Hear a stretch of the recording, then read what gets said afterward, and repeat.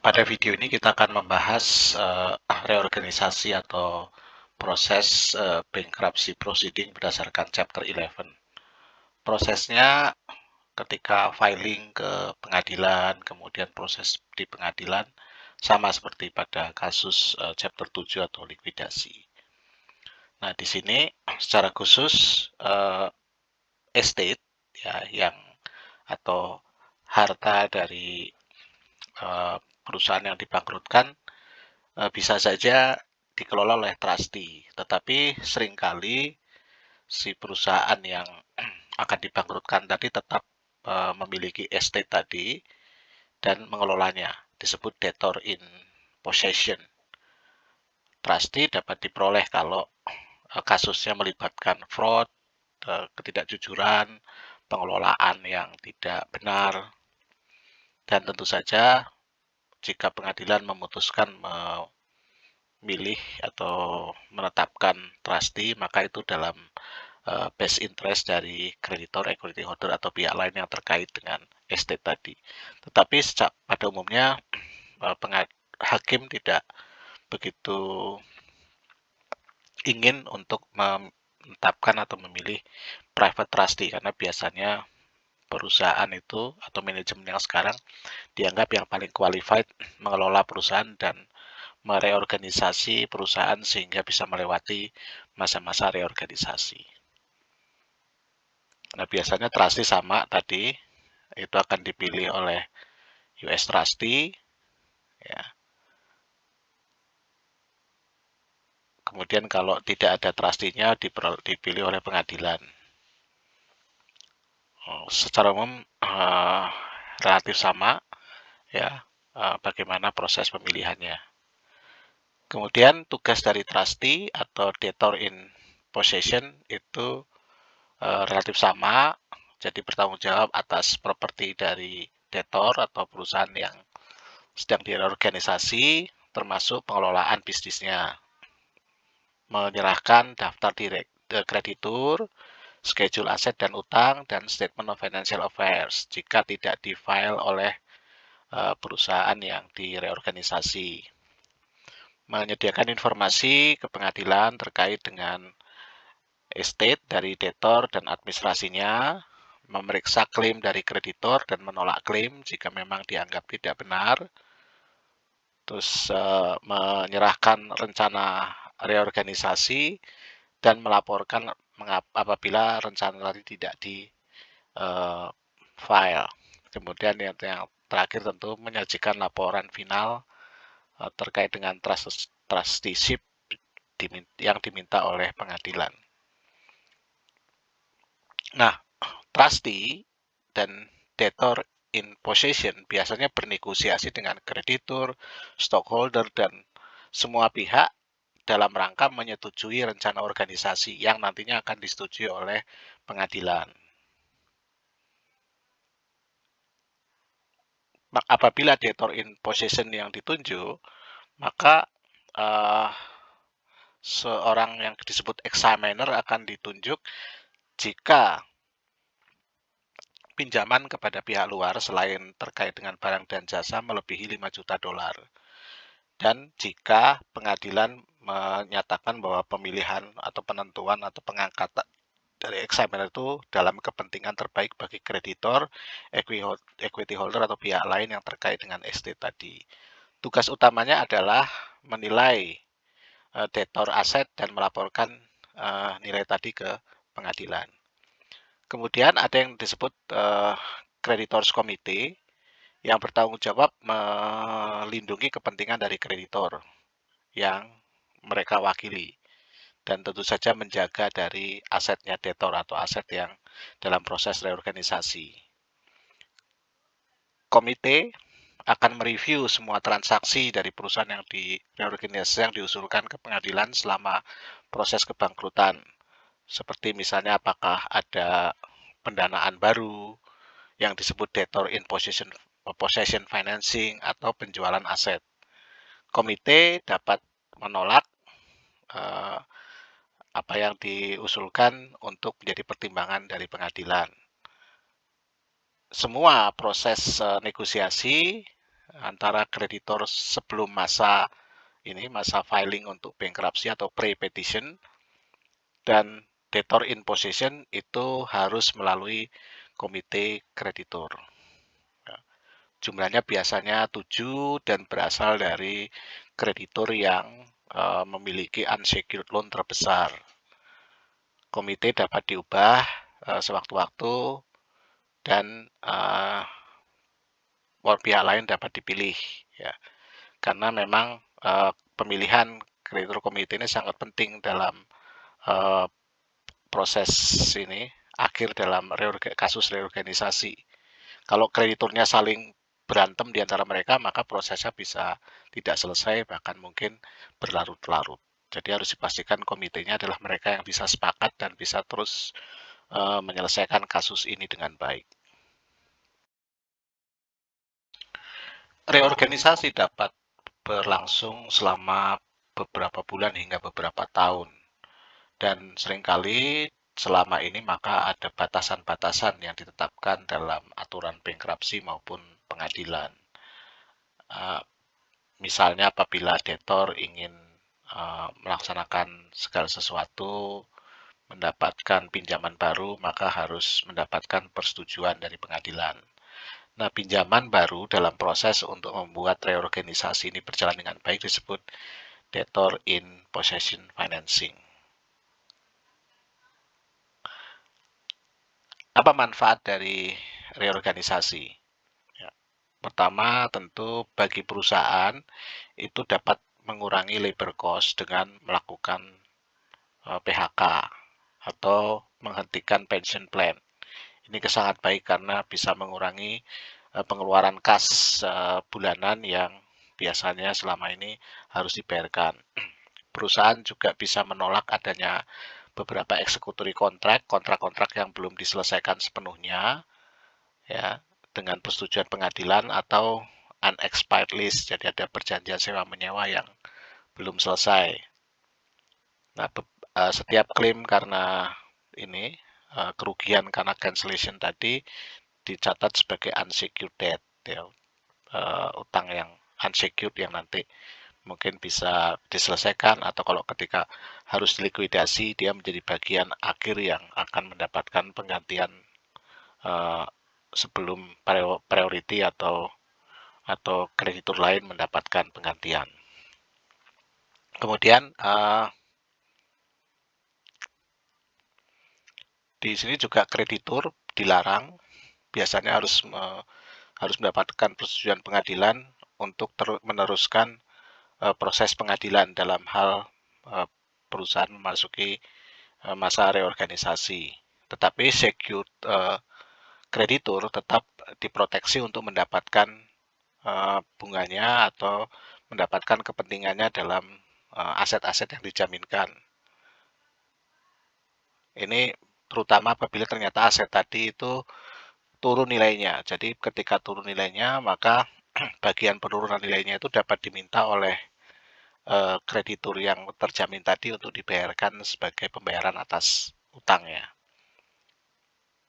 Nah, selain itu tentu saja dalam proses reorganisasi pasti ada restrukturisasi, ada debt swap, di mana utang dikonversi menjadi saham.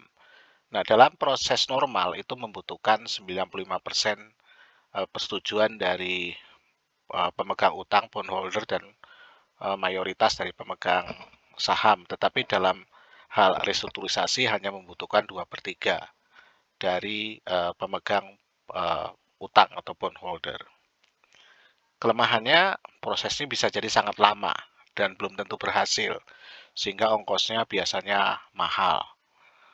Kemudian biasanya perusahaan dalam masa restrukturisasi ini dalam posisi tidak menguntungkan. Ya, mereka biasanya harus mendapatkan bunga yang lebih mahal, kemudian banyak kegiatan mereka harus mendapatkan persetujuan pengadilan. Ya, ada banyak batasan-batasan yang ditetapkan pengadilan yang tidak mudah bagi manajemen untuk melaksanakan tugas sehari-hari. Yang paling mahal tentu saja biaya yang terkait dengan proses, biaya pengacara, advisor, kemudian creditors committee, stockholders committee, dan berbagai pihak. Gitu. Nah, di amandemen di undang-undang di Amerika itu memungkinkan pengadilan mengurangi kompensasi kepada pihak-pihak ini kalau dianggap tidak reasonable atau terlalu mahal. Sekarang mari kita bahas rencana reorganisasi. Konfirmasi atas rencana organisasi yang adil dan equitable bagi semua pihak tentu menjadi objektif utama dari reorganisasi. Pada awalnya, pada 120 hari pertama setelah order of relief diberikan, maka hanya perusahaan yang di reorganisasi yang boleh mengajukan rencana. Lalu setelah itu para kreditur, trustee, dan sebagainya dapat mengajukan rencana juga. Nah, untuk mengurangi biaya kebangkrutan dan mengurangi waktu dari debtor untuk beroperasi di bawah ini pembatasan dari pengadilan, biasanya ada yang mengajukan pada saat file untuk reorganisasi sudah ada pre-approved reorganization plan yang sudah didiskusikan dengan para kreditur sehingga dapat mempercepat. Nah, apa saja isi dari reorganization plan? Yang pertama tentu saja mengidentifikasi kelas-kelas klaim ya seperti yang sebelumnya, kecuali untuk administrative expenses, klaim yang muncul sejak filing dilakukan, terutama involuntary, tapi sebelum ada pemilihan trustee, lalu beberapa tax claim yang diberikan prioritas. Yang kedua, menunjukkan setiap kelas klaim yang tidak berkurang nilainya, tidak impair. Ya. Ini kelas klaim yang itu tidak impair kecuali rencana tadi membiarkan legal rights dari setiap klaim tadi tidak berubah. Nah, kemudian menunjukkan mana kelas klaim yang impaired atau yang berkurang nilainya, memperlakukan semua klaim pada kelas yang sama itu serupa, ya. Kemudian menyediakan cara yang paling tepat untuk mengeksekusi rencana, misalnya mengambil alih properti dari debtor, melakukan merchant, memodifikasi jaminan, memajukan. Jadi bagaimana nih rencananya, apakah dia mengurangi utang, haircut, memperpanjang masa bayar, memodifikasi kontrak, merger dengan perusahaan lain, mengundang investor baru. Ya, kemudian melarang penerbitan dari security ekuitas non-voting, kemudian dan berisi provisi atau aturan menyeleksi officer atau director yang konsisten dengan kepentingan kreditor, equity holder, dan negara atau public policy. Kemudian di dalam rencana reorganisasi tadi bisa juga ada rencana penjualan atas properti dan distribusi atas penjualan tadi. Ini misalnya dalam suatu kasus seringkali penjualan dengan cara teratur itu menghasilkan uang lebih banyak daripada kalau kita menggunakan Chapter 7. Kemudian pengadilan akan mengkonfirmasi atau menyetujui reorganization plan jika pengadilan menyatakan bahwa setiap kelas kreditor dan stockholders itu menerima bahwa klaim atau interestnya itu akan impair. Jadi kalau mereka menerima bahwa itu bersedia untuk impair tadi, maka pengadilan akan melanjutkan proses tadi. Ya. Tapi apabila beberapa menolak, disebut cram down, maka pengadilan nanti yang menentukan, hakim yang menentukan rencana seperti apa yang fair dan equitable. Jadi penerimaan dari masing-masing kelompok claim holder tadi penting, paling tidak 2/3 dalam jumlah dolar dan setengah dari jumlah klaim. Dan di sini kita mengasumsikan kalau mereka yang tidak berkurang nilainya akan menerima, mereka yang tidak menerima apapun akan menolak. Jadi harus dipastikan bahwa dalam proses reorganisasi itu semua pihak paling tidak unimpair atau menerima impairment yang di situ. Jadi misalnya ada pemegang hutang bersedia menerima kalau hutangnya dipotong 20% atau tidak dibayar bunganya dan sebagainya. Nah, di sini kemudian dalam prosesnya bisa saja sebagian atau klaim tadi dibeli oleh pihak lain ya. Kemudian nanti pihak lain yang akan mengambil alih. Jadi si kreditur yang dalam proses pengadilan akhirnya berpindah kepada pihak lain. Misalnya di sini 2 tahun setelah RH Macy and Company mengajukan Chapter 11, Federated Department Store membeli separuh dari secured creditor claims yang disimpan oleh Prudential Insurance Company yang dimiliki oleh Prudential Insurance Company ya dan itu yang lainnya. Dan nanti pada akhirnya Federated Department Store lah yang bertindak sebagai kreditur dalam proses reorganisasi dari RH Macy and Company. Shareholder juga mungkin akan agresif karena mereka juga mengharapkan masih mendapatkan sesuatu dari investasinya mereka.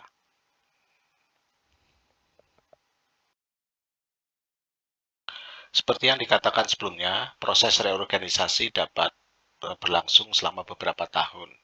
Dan selama masa itu, perusahaan harus menerbitkan laporan keuangan yang diminta oleh bursa atau diminta oleh otoritas. Nah, di sini praktik akuntansinya berbeda dengan yang biasanya, karena laporan keuangan harus dapat menunjukkan perbedaan antara transaksi-transaksi sebagai ongoing operation dan transaksi-transaksi yang terkait dengan proses reorganisasi. Nah, efeknya apa? Pada neraca, semua utang yang tidak dijaminkan, tidak ada kolateral, atau utang yang jaminannya kurang, itu akan dilaporkan sebagai satu item yang disebut pre-petition liability subject to compromise. Sehingga dia ini adalah utang selama masa sebelum proses reorganisasi dilakukan yang belum pasti akan mendapatkan pengembalian, yang akan menjadi subjek dari compromise. Sisanya, baik yang baru maupun yang secured tetap dilaporkan sebagaimana mestinya. Ya, perlu diingat bahwa kalau ada utang-utang baru harus mendapatkan persetujuan dari pengadilan. Kemudian apabila ada klaim-klaim selama masa sebelum filing atau pre-petition itu dimasukkan di pengadilan sebesar sejumlah yang disetujui oleh pengadilan, ya, bukan dari jumlah yang akan dibayarkan. Klaim yang tidak dapat ditentukan jumlahnya dilaporkan dalam catatan laporan keuangan. Bagaimana perubahannya dalam income statement? Semua biaya terkait dengan reorganisasi akan dilaporkan terpisah sebagai reorganization items, kecuali yang memang dilaporkan sebagai discontinued operation. Interest expense yang dicatat adalah jumlah yang akan dibayarkan selama proses atau kemungkinan besar akan dibayarkan kepada priority, secured, dan unsecured claim.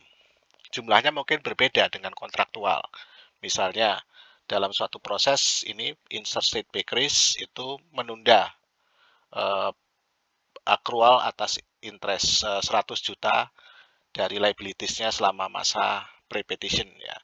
Nah, di sini dia menyatakan bahwa ada accrual sebanyak 6 juta pada tahun 2006 dan 4,1 juta itu tidak di-expense-kan karena dalam proses untuk tadi di reorganisasi termasuk utang-utangnya. Kemudian juga perusahaan yang dalam proses reorganisasi perlu menyiapkan laporan tambahan ya, karena consolidated financial statement bisa saja tidak memberikan informasi yang memadai Sehingga perlu ada yang disebut condensed combined financial statement untuk semua entitas dalam proses reorganisasi. Semua intercompany receivable dan payable-nya dilaporkan, receivable bila perlu diturunkan. Apabila ada subsidiary yang dalam proses reorganisasi, maka subsidiary tadi tidak perlu dikonsolidasikan.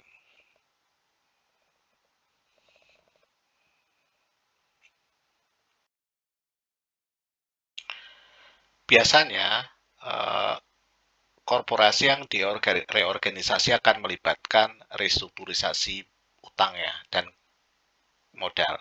Artinya, bisa saja ada pengurangan utang, ada pemindahan dari utang ke modal, dan revaluasi dari aset. Keterlibatan dari stockholders dalam perusahaan yang sudah direorganisasi bergantung pada seberapa besar kepentingan yang akan mereka dapatkan dari atau yang dipandang sesuai bagi mereka oleh pengadilan. Beberapa perusahaan tidak dapat muncul dari prosesnya sebagai independent companies karena proses reorganisasinya melibatkan penjualan kepada perusahaan lain. Intinya adalah dalam proses ini bagaimana perusahaan itu dapat memuaskan semua pihak sehingga nanti mereka bisa meneruskan operasi perusahaan dengan baik. Nah, dalam prosesnya biasanya perlu ada perubahan anggaran dasar dan anggaran rumah tangga karena ada penerbitan sekuritas baru untuk digunakan dalam debt swap untuk menggantikan utang-utang dari kreditor. Nah,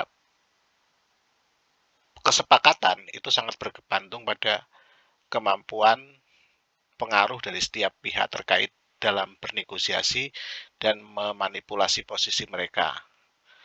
Dan biasanya hakim dapat memiliki kekuasaan untuk melakukan atau menentukan dengan cara berbeda apabila tidak ada kesepakatan. Misalnya bisa memindahkan unsecured creditor itu pada posisi lebih prioritas daripada secured creditor apabila itu memang menunjukkan fairness. Nah, salah satu hal penting dalam proses reorganisasi adalah menentukan apa yang namanya reorganization value. Karena ini bagian penting dari reorganization plan. Nah, reorganization value dari entitas yang baru tadi itu kira-kira sama dengan fair value dari entitas tanpa memperhitungkan liabilities. Jadi biasanya ditentukan dengan mendiskonto cash flow di masa depan dari bisnis tadi ditambah dengan perkiraan penjualan aset-aset yang tidak diperlukan dalam bisnis yang baru. Discount rate tentu saja harus menunjukkan bisnis dan financial risk yang terlibat. Nah, reorganization value itu menunjukkan berapa banyak dari jumlah yang tidak mungkin akan didapatkan oleh atau direkover oleh kreditor dan berapa banyak yang akan diterima oleh masing-masing kelas dari kreditor jika perusahaan nanti keluar dari reorganisasi. Ini sangat tergantung pada rencana dari reorganisasi, strateginya, dan kesepakatan semua pihak. Kalau nilainya terlalu rendah, biasanya ada beberapa dari kreditur yang tidak mendapatkan apapun. Tapi kalau nilainya terlalu tinggi, ada beberapa kreditur yang mendapatkan nilai yang lebih rendah karena persentase yang didapatkan jadi lebih rendah. Dan ini ada proses negosiasi yang cukup panjang untuk memastikan bahwa mereka semua sepakat. Nah, apabila perusahaan sudah memperoleh persetujuan dari pengadilan atas proses reorganisasinya, maka apakah perusahaan baru tadi yang direorganisasi itu dapat dikualifikasikan sebagai perusahaan baru atau tidak, itu ada aturan khusus. Jadi perusahaan dapat dipandang sebagai perusahaan baru dan dapat melakukan fresh start reporting apabila reorganization value dari entitas yang baru tadi, ya emerging entity tadi, sebelum tanggal konfirmasi itu kurang dari semua total post petition dari liabilities dan claim yang subject to compromise tadi. Jadi semua klaim yang memang akan dikompromiskan termasuk semua liabilitas yang baru. Kemudian pemegang dari existing voting shares itu nanti akan mendapatkan hanya 50% kepemilikan pada entitas yang muncul yang baru tadi.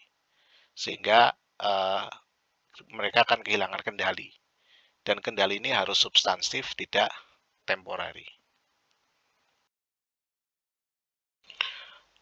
Jadi di dalam proses akuntansinya untuk perusahaan yang direorganisasikan, itu ada dua cara. Cara pertama adalah fresh start reporting, cara kedua tetap melanjutkan akuntansi yang lama. Dalam hal fresh start reporting, maka perusahaan dianggap sebagai perusahaan baru yang tidak ada saldo retained earnings-nya atau deficit balance. Nah, cara pertama adalah reorganization value tadi akan dialokasikan ke tangible dan intangible asset ya, berdasarkan nilai wajarnya. Apabila masih ada sisa, maka dicatat sebagai reorganization value in excess of amount allocable to identifiable asset. Ya, ini termasuk tangible dan intangible. Lalu yang kedua, melaporkan liabilities pada current value-nya, ya, pada tanggal konfirmasi reorganization plan. Nah, apabila ada deferred tax benefit dari kerugian di periode sebelumnya, ini digunakan untuk mengurangi reorganization value dulu.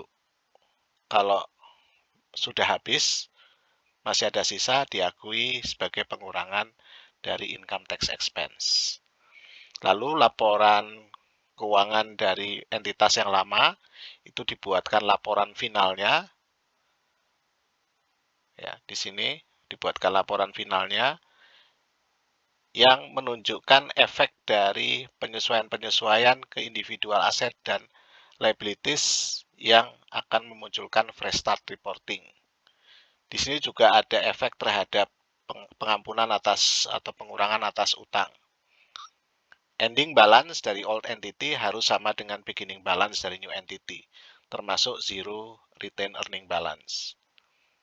Lalu ada disclosure atas initial financial statement pada new entity, adjustment-nya dari historical amount ke angka sekarang, jumlah pengampunan utangnya, jumlah defisit sebelumnya, dan faktor-faktor lain yang menentukan organization value, ya, faktor-faktor yang penting. Laporan keuangan tentu saja tidak comparable dengan perusahaan sebelumnya. Nah, jika SEC mengharuskan, maka harus ini ada laporan sebelumnya, maka harus dipastikan bahwa ada perbedaan. Mereka tidak mudah untuk dibandingkan. Entitas yang tidak memenuhi persyaratan fresh start reporting tetap melanjutkan pembukuan, ya, menggunakan pembukuan yang lama, dan di situ setiap ada pengampunan utang akan dilaporkan sebagai pos luar biasa, ya, extraordinary.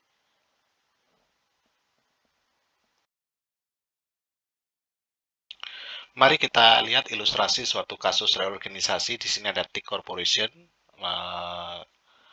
melakukan filing untuk proteksi dari kreditur berdasarkan Chapter 11 dengan posisi neraca sebagai berikut. Ini current asetnya 900, lalu ada plan aset 1.200 sehingga total aset 2.100. Lalu ada current liabilities totalnya 2.300. Kemudian ada defisit, ya, stockholder defisit 200 sehingga total aset 2.100. Pada tanggal filing, semua bank account sama pembukuannya ditutup, kemudian pembukuan yang baru dibuka. Perusahaan mencari atau mendapatkan short term financing dan dengan persetujuan bank, ya, untuk mencoba tetap melanjutkan usaha sambil bekerja untuk menyiapkan reorganization plan. Selama 2016 tidak ada pre-petition liabilities yang dibayarkan, tidak ada bunga yang dicatat atas semua current liabilities atau long term liabilities di sini. Kemudian pengadilan membolehkan TIC Corporation invest 100.000 dalam new equipment yang akan disusutkan selama 5 tahun. TIC menggunakan straight line depreciation dengan dihitung ke setengah tahun terdekat. Depreciation gedung 50.000 per tahun, kemudian depreciation equipment yang ada 60.000 dan amortisasi paten 50.000. Semua biaya terkait dengan bankruptcy, termasuk ke biaya untuk creditors committee, equity holders committee dibayarkan secara kas. Ayat jurnal yang pertama yang dilakukan TIC adalah mereklasifikasi semua utang pre-petition tadi ke dalam liabilities subject to compromise. Jadi accounts payable, taxes payable, accrued interest payable, notes payable, bonds payable, semuanya didebit kreditkan sebagai liabilities subject to interest. Sehingga nanti ketika membuat laporan keuangan neraca, maka di sini pada kolom liabilities ini ada satu liabilities yang pre-petition liabilities, yang ini setelah proses reorganisasi atau filing dilakukan. Jadi ini liabilities yang baru. Kemudian income statement-nya dibuat sebagai berikut. Jadi di sini ada professional fees for bankruptcy proceeding dilaporkan terpisah. Ya. Sehingga pada akhirnya net loss-nya bertambah menjadi totalnya 1.050.000 seperti pada neraca berikut. Kemudian ada penjelasan untuk liability subject to compromise terdiri dari apa saja di bawah ini. Laporan arus kas yang dibuat juga relatif sama, kecuali ada satu item baru, yaitu professional fees paid for service relating to bankruptcy proceeding. Ini saja yang baru, yang lainnya relatif sama. Dan di sini yang unik adalah kalau nanti kita membuat rekonsiliasi terhadap ini utang dan terhadap net loss ke ini adjustment ke kenaikan dan penurunan itu, maka tidak ada yang terkait dengan utang selama pre-petition. Jadi semuanya hanya kenaikan pada masa post-petition payables.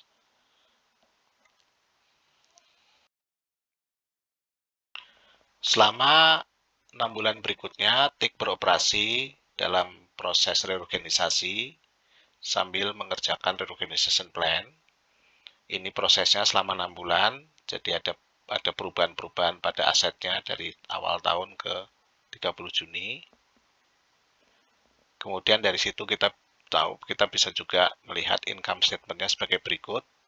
Ya, di sini ada yang khusus professional fees related to bankruptcy proceeding, sehingga net income-nya turun menjadi 50 dari seharusnya 180, tapi defisitnya berkurang jadi 1000. Lalu disepakati reorganization plan ya dengan reorganization value sebesar 2,2 juta. Apa saja termnya? Pertama, bonds payable yang dijaminkan pada land dan building berubah menjadi common stock 500.000 dan senior debt 12%, 100.000, 500.000nya akan dilunasi pada akhir tahun. Lalu priority tax claim akan dibayarkan secara cash setelah organization plan disetujui. Sisanya yang unsecured non-priority yang sejumlah 950 akan diselesaikan sebagai berikut. Kreditor yang payable-nya 275 akan diganti menjadi common stock 140.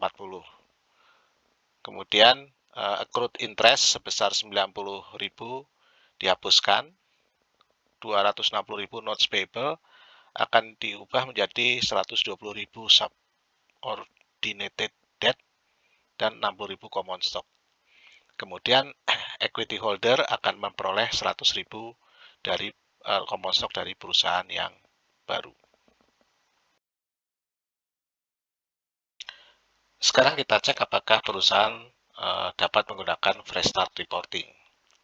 Kita lihat sekarang post petition liabilities 225 ditambah klaim yang subject to compromise 2.300, totalnya 2.555, dan reorganization value lebih kecil daripada total liabilities ini. Syarat pertama terpenuhi. Syarat kedua, common stock dari stockholder lama itu hanya 100.000 dari total stockholder equity yang baru, totalnya 800. Berarti pemegang saham lama memiliki kurang dari 50%, sehingga kita dapat menggunakan fresh start reporting untuk tick dalam proses ini. Nah, bagaimana prosesnya? Maka adopsinya dalam pembukuannya si tick sebagai berikut.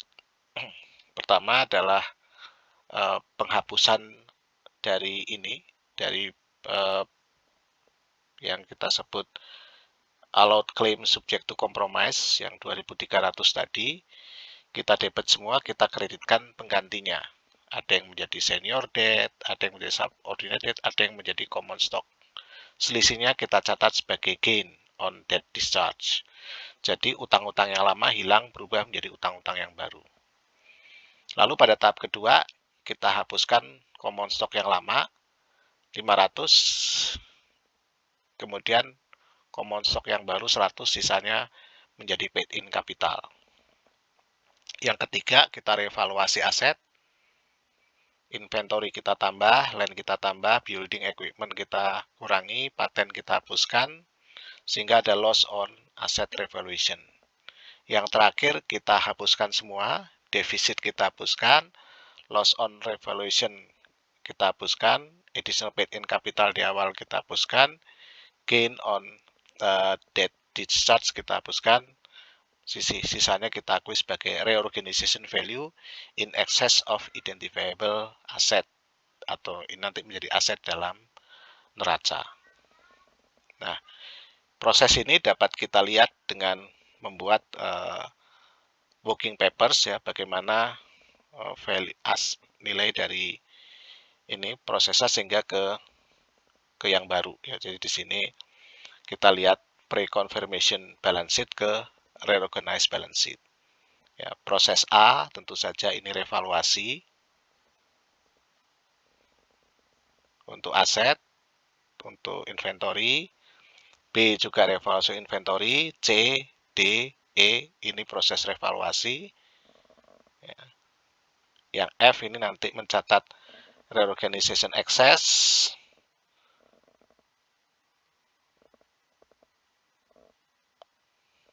Kemudian yang G, H, I, J, ya, GHIJ itu akan mencatat penghapusan piutang lama, dimunculkan sekuritas baru, ada ini senior debt, subordinate debt dan sebagainya, ya. Kemudian yang K itu menghapus yang lama, capital stok lama, munculkan yang baru. Yang terakhir tadi kita hilangkan semua defisit, lalu sisanya muncul sebagai reorganization excess. Silakan dipelajari, nanti kalau bingung kita akan jelaskan di kelas.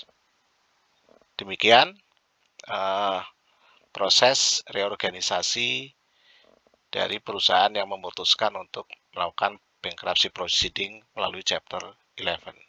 Selamat belajar.